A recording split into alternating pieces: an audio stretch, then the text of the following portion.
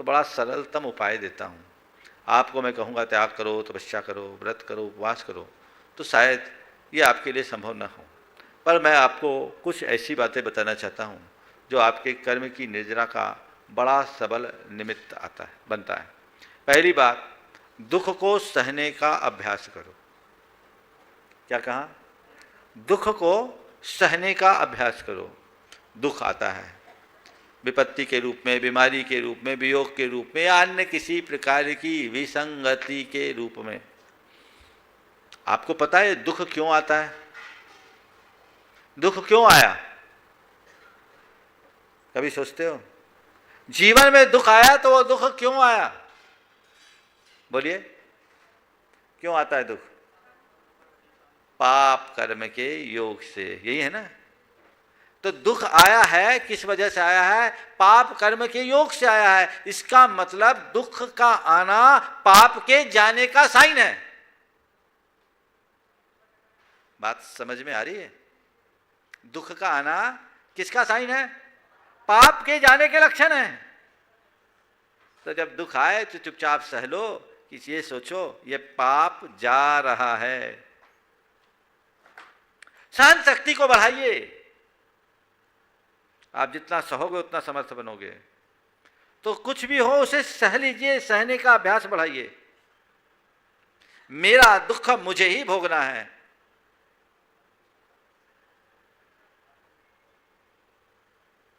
समझ रहे बात को?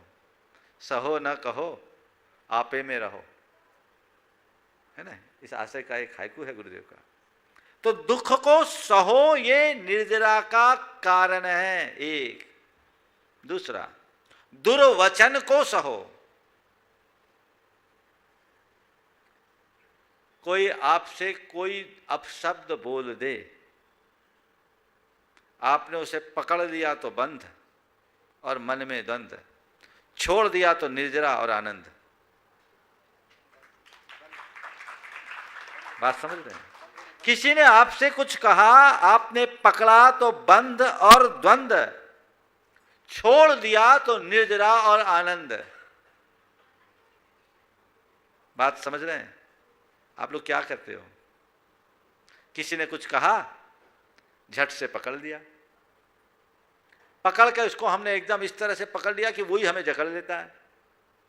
अंतर्द्वंद चलना शुरू होता है, अनेक प्रकार के कर्मों का बंद हो जाता है।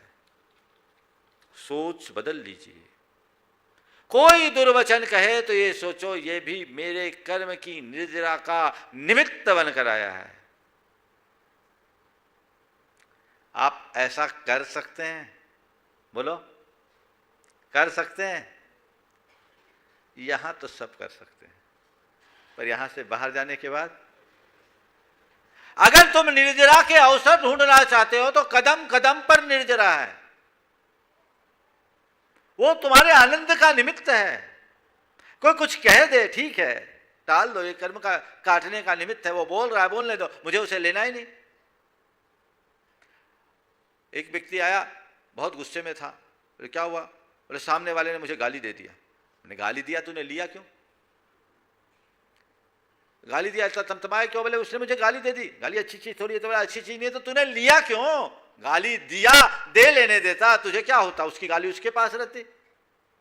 तू ले लिया तो गंदगी तेरे पास होगी। तो मैं आपसे कहूं, कोई मुझे गाली न दे, मेरे हाथ में नहीं है। है क्या किसी के हाथ में? कोई मुझे गाली दे, ये मेरे हाथ में नहीं है, पर कोई कैसी भी गाली दे उसे न लूं, ये तो मेरे हाथ में है। नियम ले लो, आज से किसी की गाली नहीं लेंगे और किसी को गाली नहीं देंगे। दूसरों को गाली देना नहीं और दूसरे गाली दे तो उसे लेना नहीं। निर्जरा का निमित्त है ना। तो सहन करना, दुख को सहो, दुर्वचन को सहो, दुप्रसंगों को सहो। कोई दुप्रसंग घट जाए, कोई प्रतिकूल निमित्त आ जाए, सामना करो, घबराओ मत, समता से सहो। ये कर्म निमित्त बनकर आया है और मेरे कर्म काटने का निमित्त बना है। कर्म कटेगा कि नहीं कटेगा? बोलो। कटेगा। कोई भी जो प्रसंग, विचलित मत हो, उसका रास्ता खोजो। अंततः सहना तो पड़ता ही है ना, पर लोग आंसू बहाते बहाते सहते हैं। संत कहते हैं आंसू बहाते हुए मत सहो, समता रखते हुए सहो, तो जीवन में एक अलग प्रकार का आनंद आएगा। कुछ भी हो जाए, मुझे अपने भीतर की सहनशीलता को बढ़ाना है, यही मेरी समता का आधार है। तो दुख को सहो, दुर्वचन को सहो, दुप्रसंगों को सहो और आपे में रहो। निर्जरा ही निर्जरा है, फिर ज़्यादा कुछ कहने और करने की जरूरत नहीं, अपने में रहो। और रिचुअल की बता दूं तो मैं कह सकता हूं भगवान का नाम लो, कर्म निर्जरा का बड़ा साधन है। पूजा पाठ करो, कर्म निर्जरा का बड़ा साधन है।